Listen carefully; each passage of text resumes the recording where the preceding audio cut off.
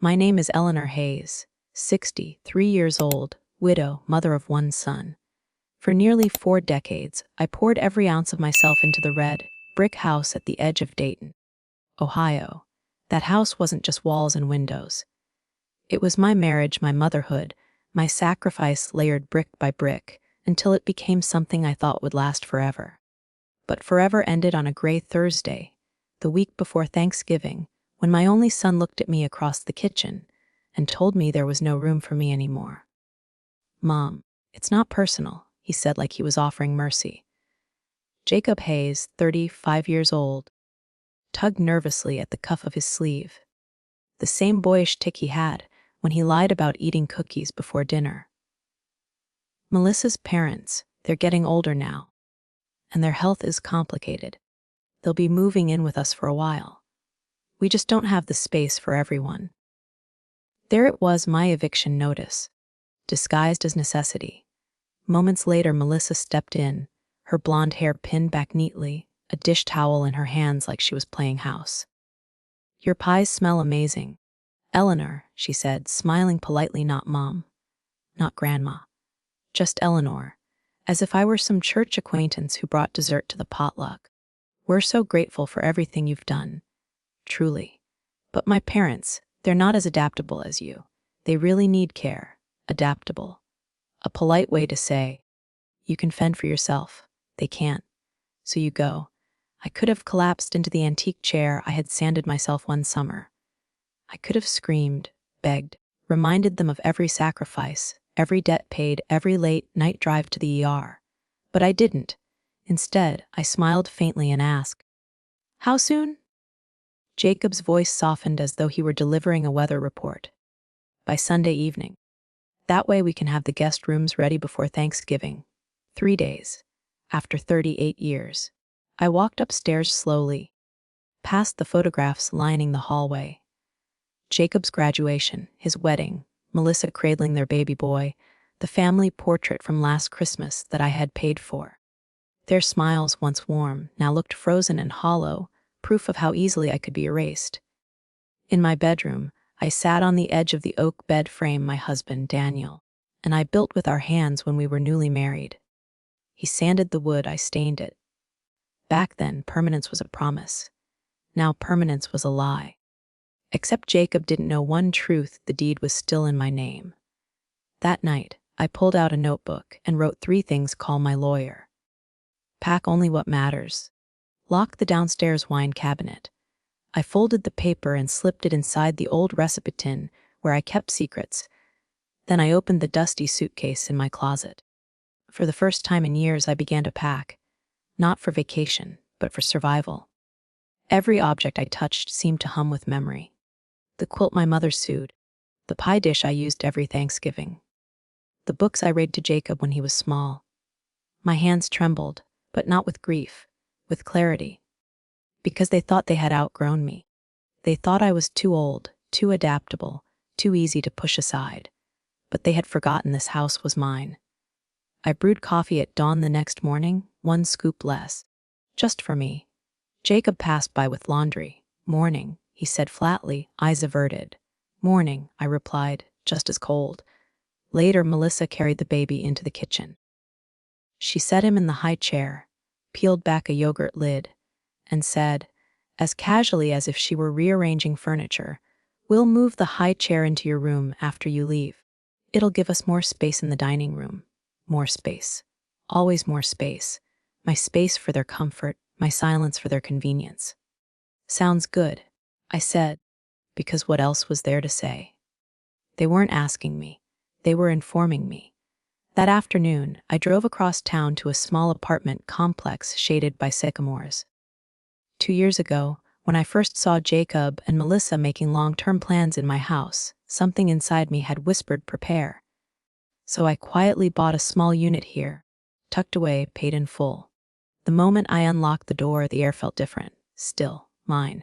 No scented candles I hadn't chosen. No baby crying. No one rearranging my garden or replacing my cups with sleek new ones.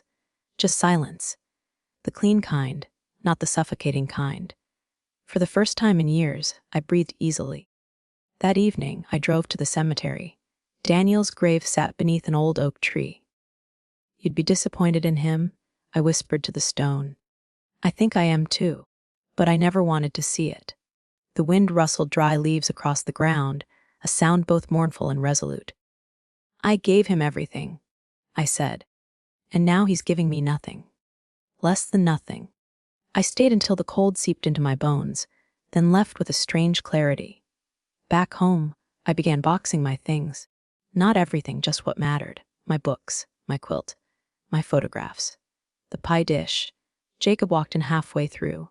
You're already packing, he asked, shifting uncomfortably. You said you needed the space?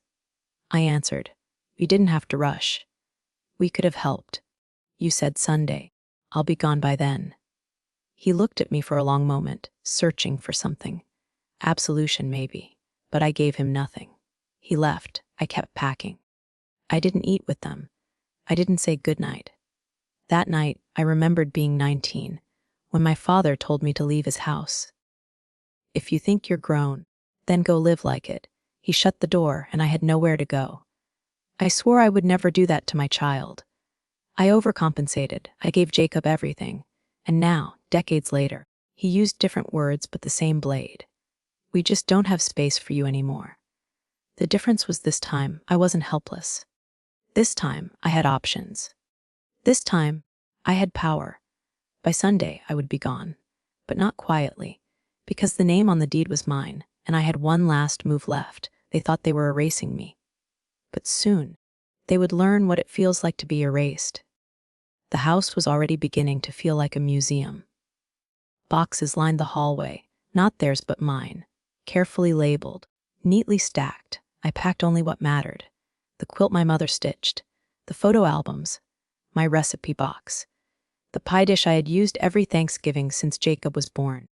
Everything else, furniture, decorations, even the curtains I sewed myself 20 years ago, I left behind. Let them keep the shells.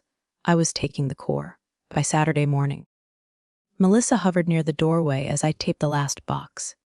She smiled with that brittle sweetness she wore like armor. We can help you with the heavy things. Eleanor, she offered. No need, I said evenly. My voice surprised me, steady, cold, final. Her smile flickered, but she didn't press. When Sunday arrived, the November sky hung low and gray. The yard was slick with frost. Jacob carried one of my boxes to the trunk of my car. You really don't have to leave so soon, he muttered, as though the decision hadn't been his in the first place. You said Sunday, I reminded him. He opened his mouth, closed it again. The same boy who once begged me to defend him on the schoolyard now had nothing to say. Melissa stood behind him, rocking the baby in her arms. She waved like we were neighbors parting after a polite visit. Drive safe. Not come back soon. Not we'll miss you. Just drive safe.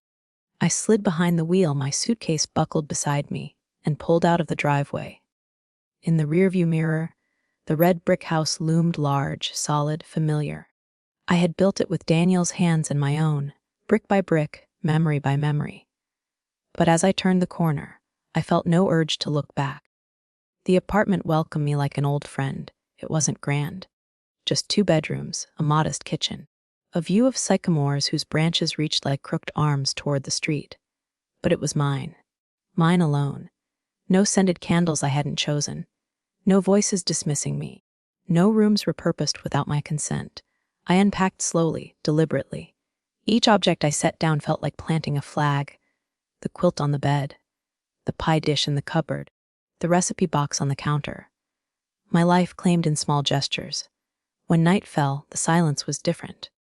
Not the heavy, suffocating silence of the old house, where I was erased piece by piece. This silence was clean. Pure, a canvas waiting for color. I made tea, sat at the small kitchen table, and whispered to the empty room, I'm free. The next morning, I dialed my lawyer. It's time, I said. He hesitated. You're sure, Mrs. Hayes? Yes. My voice didn't waver. The deed is in my name. Let's move quickly. And just like that, the first domino fell. Over the next few days, I began erasing myself from their lives. Not with bitterness, but with precision. I logged into my bank account and canceled the automatic transfers I had set up years ago. Payments for their groceries, their car insurance, their utilities. One by one, I untangled my name from their safety net. I wasn't loud about it. I wasn't cruel.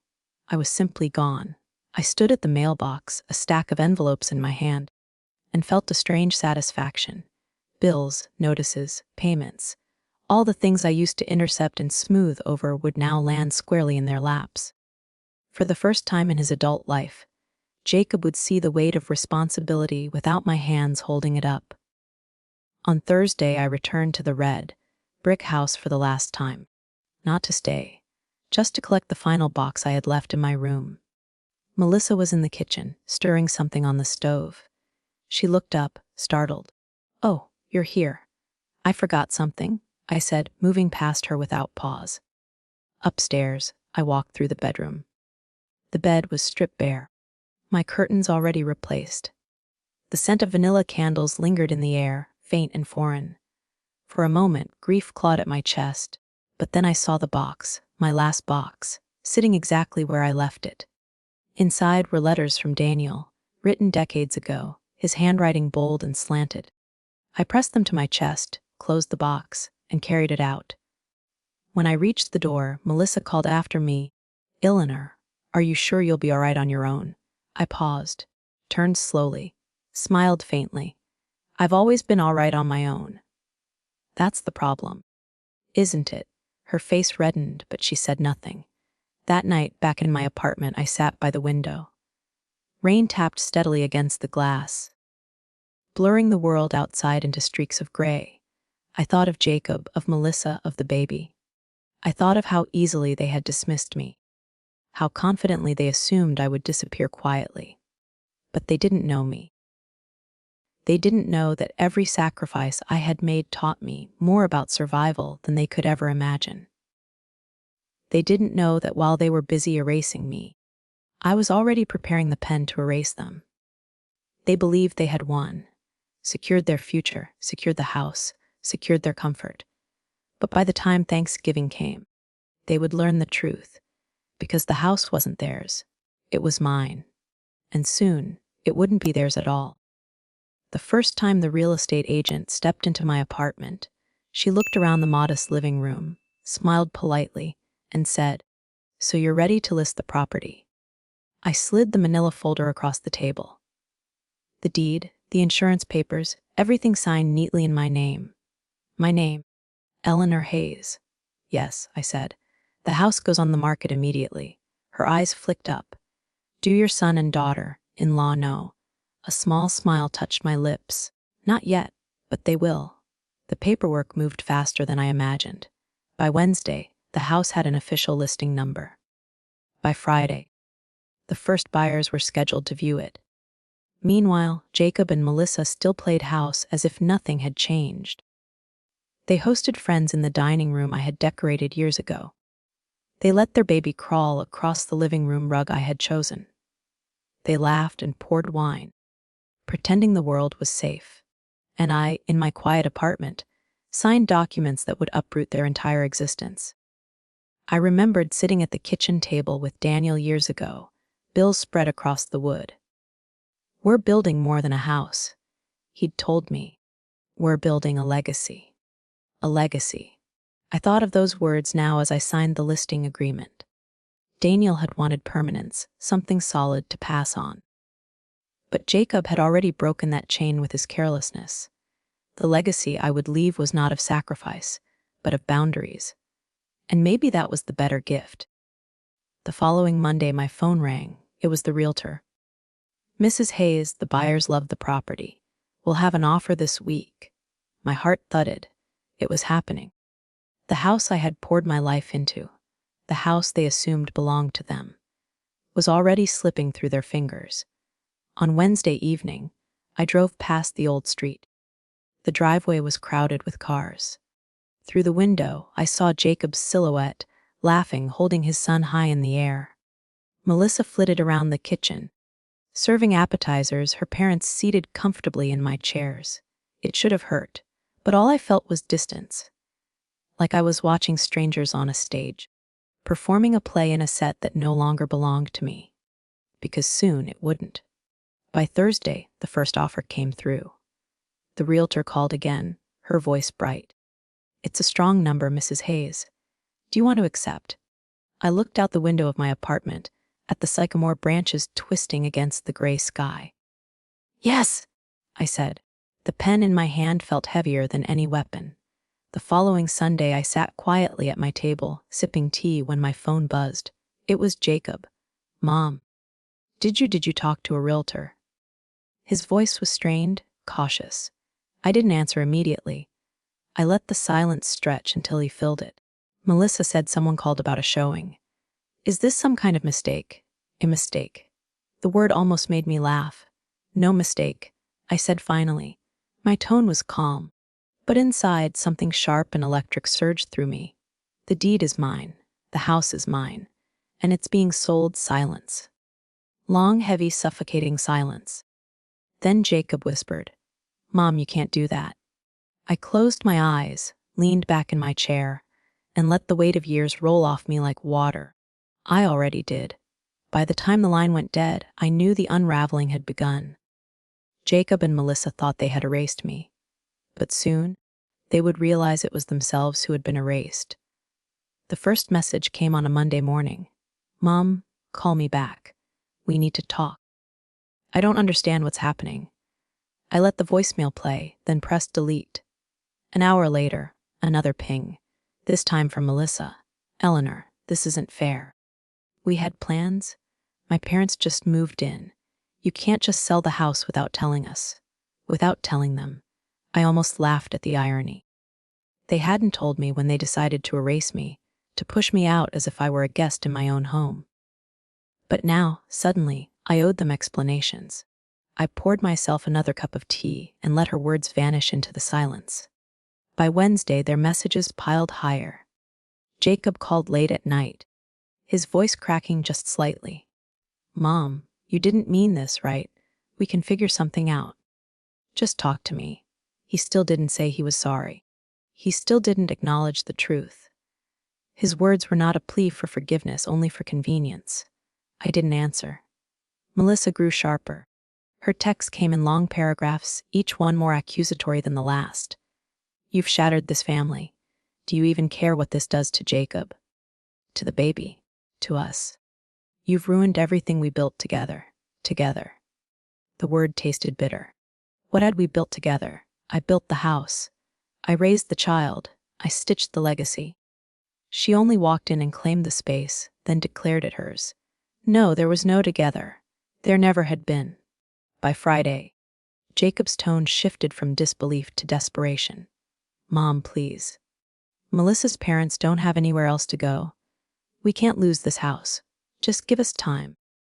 Please."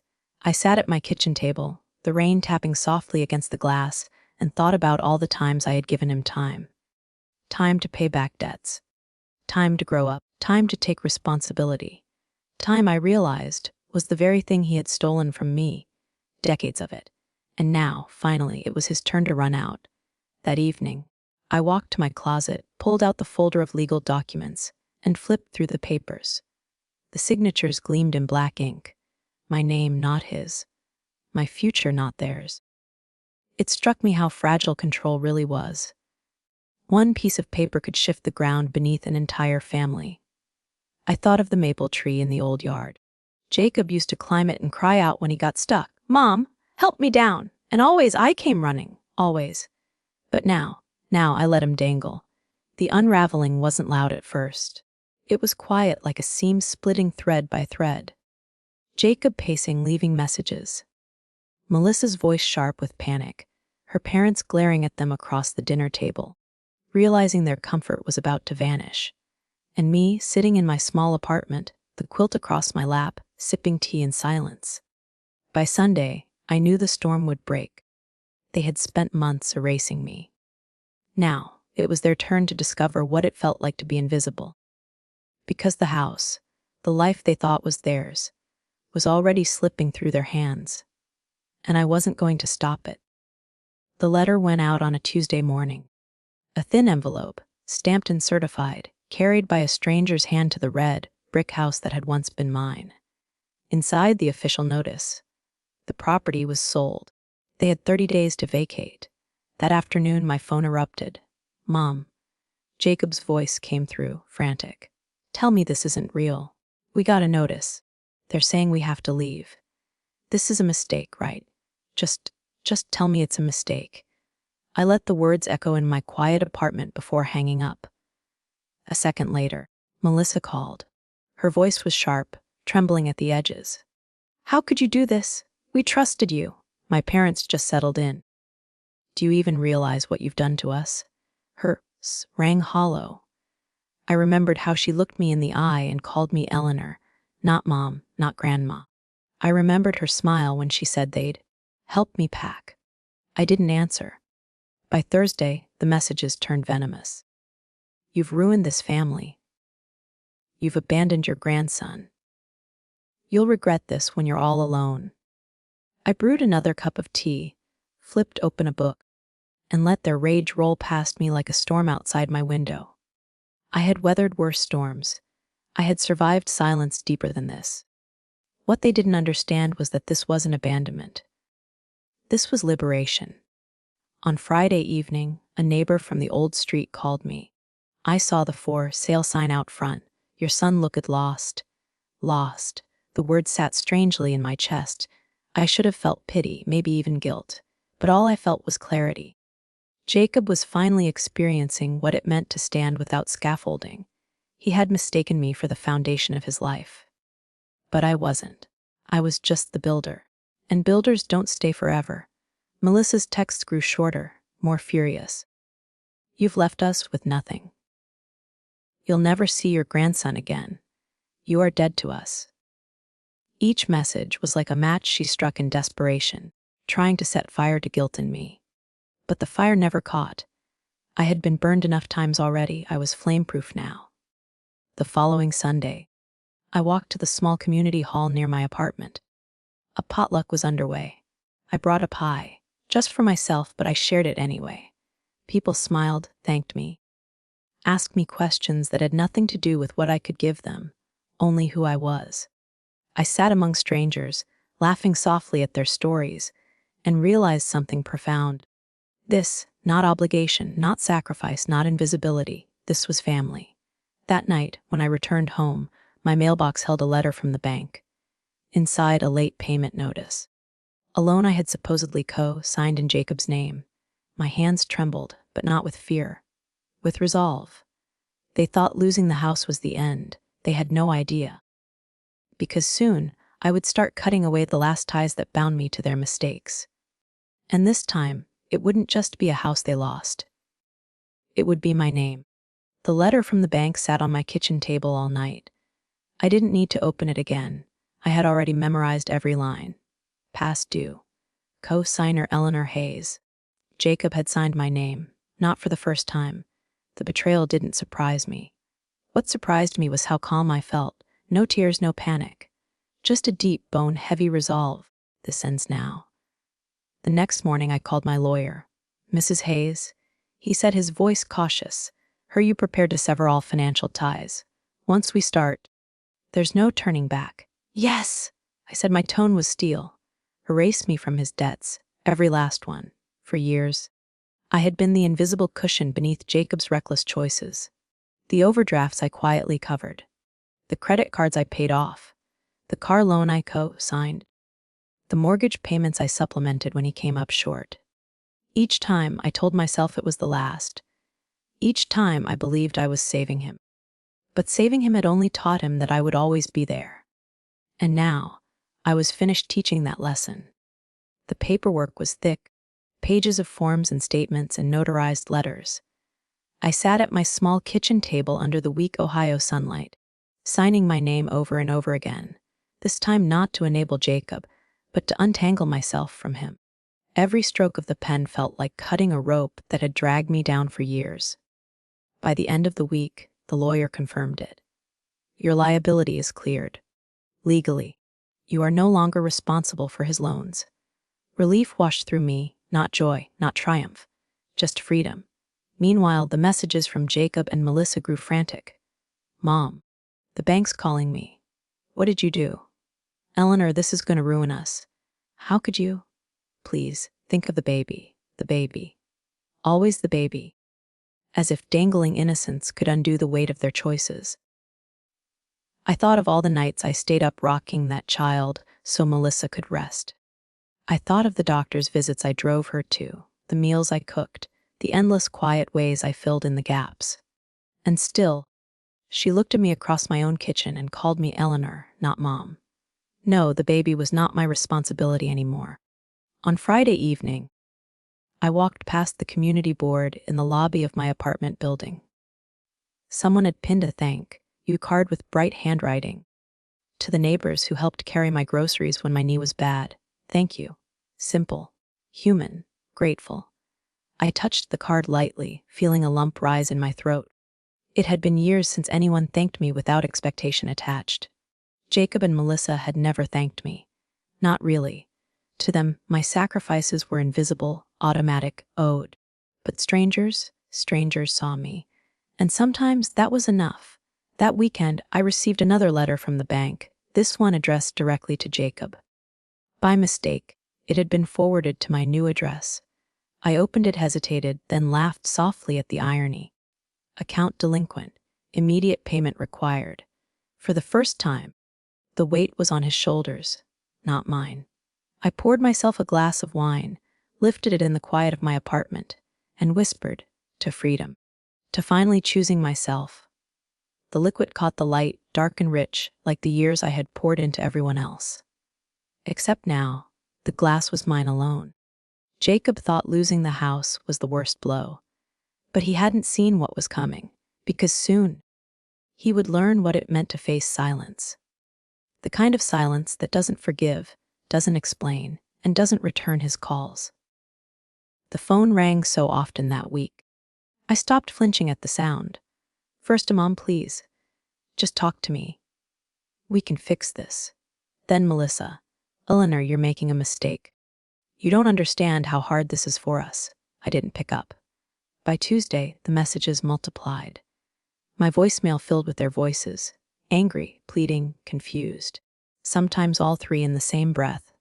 Are you punishing us? Jacob's voice cracked in one recording. Is that what this is? Punishment. No, I thought quietly. Punishment would be answering, rehashing, reopening wounds. What I was giving them wasn't punishment. It was absence. And absence was far heavier than anger. Melissa escalated. She left a voicemail sharp as glass. You're destroying your own family. You'll never see your grandson again. Do you hear me? Never. I sat at my kitchen table, sipping tea, the quilt folded neatly over my knees, and stared out the window at the gray Ohio sky. Her words rolled off me. Threats only sting when they touch something that still belongs to you. They didn't belong to me anymore. By Thursday evening, someone knocked on my apartment door. Hard. 3 raps, sharp and impatient. I didn't need to look to know it was Melissa. I could hear her muffled voice through the peephole. Eleanor, I know you're in there. Please, just open the door. We didn't mean for it to go this far. Her tone shifted mid-sentence, softening like she thought sweetness might melt the lock. But I didn't move. I let her knock, let her voice rise, let her finally taste what silence feels like when it presses back against you. After 10 minutes, the footsteps retreated. The silence remained. Friday brought another call from Jacob. His words were slower this time, heavy. Mom, I don't know what to do. Melissa's upset. The baby, it's just a lot right now. Please, we're sorry. But I knew better. He wasn't sorry for what he did. He was sorry for what he lost. There's a difference. That night I sat on the floor of my small apartment, photo albums spread around me. Pages of Jacob's childhood smiled back. His first birthday, his first baseball game. The first time he stood proudly in his cap and gown. For years, those photos made me ache with pride. Now they felt like artifacts from a life I had already buried. I closed the album gently, slid it back onto the shelf, and whispered into the quiet, "You erased me. Now you'll learn what it feels like to be erased." The silence was no longer my prison. It was my weapon. And every unanswered call, every unopened door, every ignored plea, it cut deeper than words ever could. The silence stretched for days. No more knocks at my door, no more frantic calls in the middle of the night. Only the occasional text, short, desperate bursts. Mom, please. Alana, we can work this out. Don't do this to us. I didn't reply. Instead, I turned outward, toward the world I had ignored for too long. On Monday, I stopped at the small library 2 blocks from my apartment. A flyer on the bulletin board caught my eye. Volunteers needed for children's reading circle. I hadn't read aloud to children in years. My throat tightened at the thought, but I signed my name anyway. That Saturday, I sat in a circle of small faces, a book open in my lap. Their eyes were wide, their laughter unrestrained. They didn't care about my age, my wrinkles, my past. To them, I was simply a voice that brought stories to life. When the session ended, one little girl tugged my sleeve. "You read like my grandma used to," she whispered. I smiled, blinking back tears. "That's a good thing, I hope." She nodded. "The best." I began attending a watercolor class on Thursday evenings. My hands trembled at first, the brush heavy, clumsy. But with each stroke, I remembered what it felt like to create something for no one but myself. "Your colors are so calm," the instructor said, leaning over my shoulder. Peaceful, peaceful. The word felt foreign, but sweet. At the community center, I joined a modest potluck dinner. I brought a pie, of course.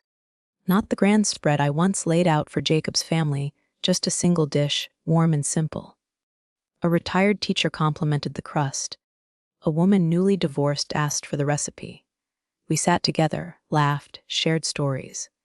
For the first time in years, I was more than a provider, more than a background presence. I was seen. Meanwhile, messages from Jacob shifted tone again. One afternoon, my phone buzzed with a photo message. An album page, filled with snapshots of my grandson. First steps, first Halloween, first word Dada. At the bottom, Jacob had written in careful block letters, "We miss you." Not "I'm sorry." Not "I understand now." Just "We miss you." I placed the phone face down on the table and returned to my watercolor brush.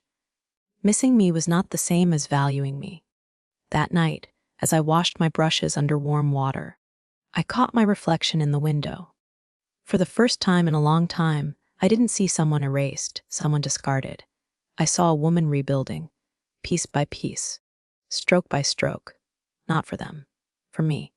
The holidays were coming. For years, I had been the one to host, to cook, to hold the family together. But this year, for the first time, I would not be at their table. And the empty chair they left behind, that would speak louder than any words I could give. January arrived with a bitter cold that wrapped Dayton in ice. The sidewalks glittered dangerously, the air sharp enough to sting.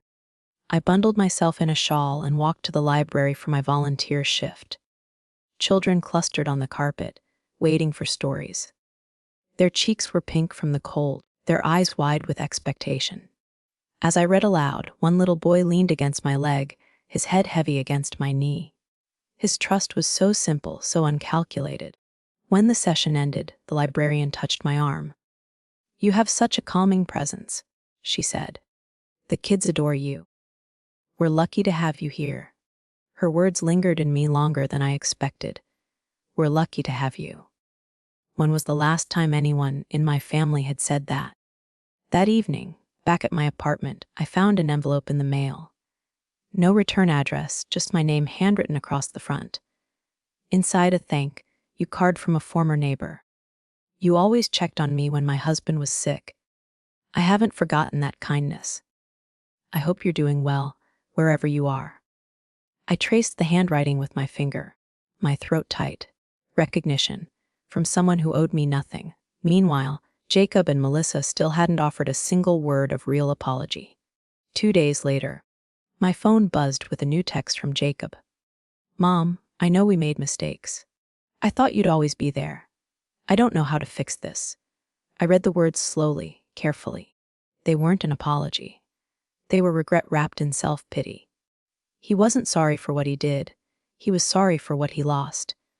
I set the phone down, unopened again. That weekend, I attended another community potluck. A retired teacher pressed my hand. "You should come more often," she said. "You light up the room." It was such a small thing, yet it filled me in a way Jacob's messages never could. For years, I had measured my worth by how much I gave, how much I sacrificed. Now, I was learning a new measure how much I mattered, even in stillness. On Sunday night, another message arrived. This one from Melissa, a photo book, carefully assembled, pictures of the baby. First steps, first Halloween, first Christmas morning. On the last page, written in Melissa's neat script, "We miss you. Please come back. No, we're sorry. No, we were wrong. Just come back." I closed the book and placed it on the shelf, next to my old photo albums. For the first time, I didn't feel the pull to return. Recognition had finally found me, not from the family who erased me, but from the world that still saw me. And when Jacob and Melissa reached out, it was already too late. Because the only closure they wanted was the kind I would never give. The letter arrived just after New Year's. Thick envelope, my name written in Melissa's careful script. Inside were 4 pages, each line dripping with justification. She wrote about stress, about her aging parents, about Jacob being stretched too thin. She explained how none of it was meant to hurt me, how they had assumed I understood. Assumed, that word again. They had assumed I would keep folding, keep sacrificing, keep disappearing. Halfway through, her tone shifted. She asked questions. Was selling the house really necessary? Couldn't you have waited until after the holidays? Couldn't we have talked first? As if after months of erasing me, they suddenly deserved explanations. On the final page, she wrote, "You were always the strong one." I guess we assumed that meant you didn't need anything. I read it twice. It wasn't an apology. It was an excuse dressed as confession. I folded the letter neatly, slid it into the back of a drawer, and left it there. 2 days later, a package arrived. Inside was a photo album. Jacob's handwriting captioned each page. First day of preschool, learning to walk, Halloween costume. At the very back, a message, "We miss you. The baby needs you." Not "I'm sorry." Not "I finally understand." Just need. Always need. I closed the book and placed it next to Melissa's letter. Both sat heavy with absence. Full of words, yet empty of what mattered. One night, as the snow fell thick outside, my phone buzzed with another voicemail. Jacob's voice, hoarse. "Mom, I don't know what else to say. Melissa's upset all the time. My in-laws are blaming me. The babies, it's just too much. Please, just call me back. Please." His desperation no longer pulled at me. It only underlined what I had always known. He wasn't calling because he wanted me. He was calling because he wanted the version of me who solved everything. That woman no longer existed. Weeks passed. I kept volunteering, painting, baking for neighbors. My life stretched wider, fuller every day. Then, one evening in February, the phone rang again. Not Jacob this time, a mutual friend from the old neighborhood. "Have you heard?" she asked cautiously. "Heard what?" "Melissa's gone. Packed a bag, took her parents with her. Left Jacob and the baby behind." I sat down slowly, the receiver heavy in my hand. Melissa, who had smiled as she erased me. Melissa, who insisted her parents needed more space. Melissa, who called me adaptable. Gone, and Jacob left standing in the ruins of his own making, holding a child he thought I would always carry for him. For the first time in his life, my son had to face the silence alone. Not mine, hers. And I knew this fall, this final unraveling, had only just begun. The envelope was heavy in my hand, as if it carried more than paper. Melissa's handwriting was neat, deliberate, each curve of ink almost rehearsed. I sat at my kitchen table, the lamplight pooling over the wood, and began to read. The first page was nothing but excuses. "We've been under so much stress, Eleanor. You don't understand what it's like with my parents' health declining. With Jacob working so many hours. We never meant to push you out. We thought you would understand. We assumed you would know we needed space. Assumed. Always that word. Assumed I would sacrifice.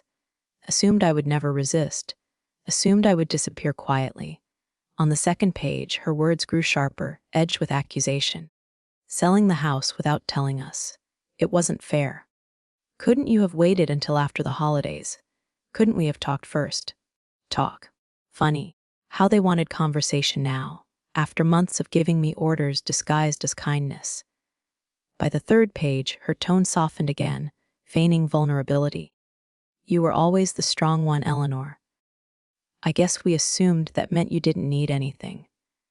That you didn't need support or acknowledgement. We just thought you were fine on your own. I set the paper down, stared at the words until they blurred. It wasn't an apology. It was a justification. A confession that they had seen me as stone, not flesh. I folded the letter back into the envelope and tucked it away in the drawer, not to be read again. 2 days later, the package arrived. A slim photo album wrapped in brown paper. Jacob's handwriting scrawled across the first page, "Our little boy is growing so fast." Page after page of milestones: first Halloween costume, first words scribbled in childish block letters, first steps captured in blurry snapshots. And at the very back, written beneath a photo of the child reaching toward the camera, "We miss you. The baby needs you." I ran my fingers across the page but felt nothing. Not sorrow, not longing, just finality. They weren't telling me they were sorry. They were telling me I was useful. Always useful. But usefulness isn't love. One snowy evening, Jacob left another voicemail. His voice was rough, weary. "Mom, Melissa's not herself. She's upset all the time, crying 1 minute and yelling the next. Her parents are pressuring us, blaming me for everything. I'm trying, but I can't hold it together. Please, just call me back. Please." I listened twice, then deleted it. If Melissa was unraveling, it wasn't my thread to mend. A week later, the unraveling became visible to everyone. A neighbor from the old street called me, her voice low.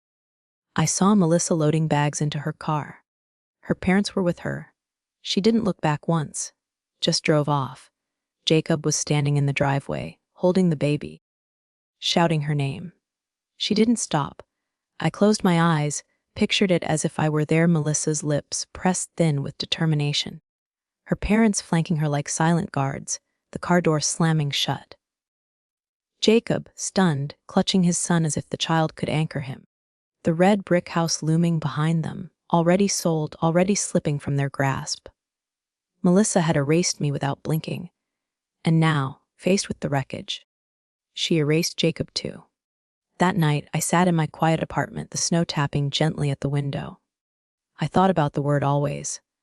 I had always been there for Jacob, always catching him when he fell, always filling the gaps, always absorbing the consequences. But now, for the first time, he stood alone. No wife, no safety net, no mother to rescue him, just silence. For the first time in his life, my son was left holding the weight of his choices, literally, a crying child in his arms, while the world turned cold around him. And I, watching from the distance of my own freedom, felt no urge to run to him, because this silence wasn't mine anymore. It was hers, and Jacob was about to learn what abandonment truly felt like. The year turned quietly. No fireworks, no champagne, no clinking of glasses. Just me sitting by the window of my small apartment, watching the snow fall in slow, deliberate silence. For the first time in decades, I wasn't hosting anyone. I wasn't carrying the weight of a family gathering or preparing meals for people who saw me as nothing more than a background presence. I was simply living. Word of Melissa's departure reached me again through neighbors. "She's gone," they said. "Jacob's alone now, just him and the baby." I pictured him fumbling through midnight feedings, cooking half-burned meals, rocking a child who wouldn't sleep. I pictured the exhaustion in his eyes, the heavy silence of a house too big for one man and one infant. Once, the image would have broken me. Once, I would have packed a bag and rushed back without hesitation, but not anymore. I had given him years of my life. He had taken them as his due. Now, the weight of responsibility was his to carry. My own days filled themselves with new rhythm. Mondays at the library, reading to children who clung to every word. Thursdays at watercolor class, painting landscapes in soft blues and greens. weekends at the community center, where laughter spilled from folding tables over shared meals. It wasn't glamorous, but it was mine. One evening, as I walked home from class, a young woman from the potluck group stopped me. "Alina, you make this place brighter," she said simply. Her words warmed me more than any grand declaration Jacob or Melissa had ever offered. Because they were real. Recognition, belonging. Not because I was useful. Not because I filled a role. But because I was me. In March, another letter from Jacob arrived. This one shorter, almost pitiful. "Mom, I'm sorry. I know I've made mistakes. I just don't know how to do this alone. The baby cries for you sometimes. Please, I don't want to lose you completely." I read it twice. I believed the fear in his words, maybe even the sadness. But still, there was no real ownership, no true apology, just desperation. I placed the letter in the same drawer as Melissa's 4-page justification in the photo album. Artifacts of a life I had already walked away from. Spring came. The sycamores outside my apartment bloomed fresh green, their branches stretching toward the sky. I sat at my table one morning, tea steaming gently, and realized something profound. I no longer felt erased. I had spent years shrinking, sacrificing, silencing myself, believing that love was earned by being small. But love is not earned by disappearing. Love is not proven by endurance. I already had worth, long before Jacob, long before Melissa, long before their betrayal. And now, finally, I was living as if I believed it. If you've ever been told you're too much, or not enough, or simply in the way, remember this. You don't have to fight for space in someone else's life. You already deserve a life of your own. Age isn't weakness. Age is dignity. And for the first time in years, I was finally living mine. If you've ever felt forgotten or pushed aside, remember, you are never invisible. Your story matters, just like Eleanor's. Share your thoughts in the comments below. I'd love to hear your own reflections. And if this story touched you, please like, share, and subscribe to Telling Story with Me for more powerful life stories.